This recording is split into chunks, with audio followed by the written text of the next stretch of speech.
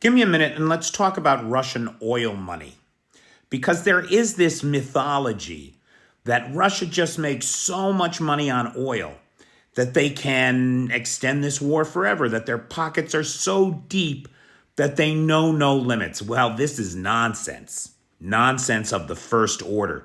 You can't spend an estimated $500 million to $1 billion a day on a senseless war and expect that you got the cash to cover it.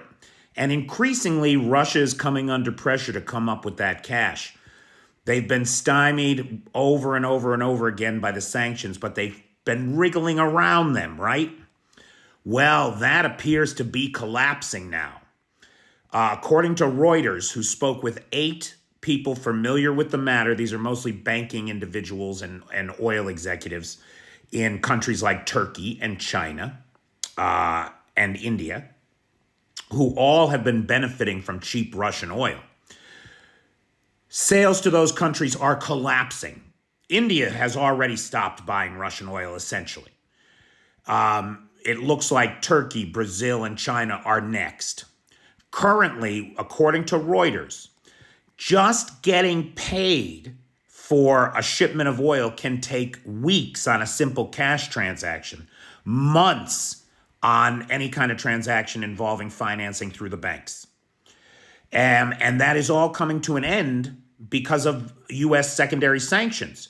The banks in Turkey and China and the UAE are now demanding additional paperwork from Russia. They're insisting that any oil transactions not be associated with any sanctioned individual.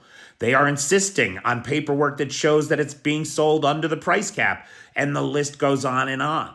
And the practical upshot of this is that Russia's not getting paid. They're not getting paid for the oil that they've already delivered, and the customers are not ordering new oil because they can't finance it or find a way to pay for it.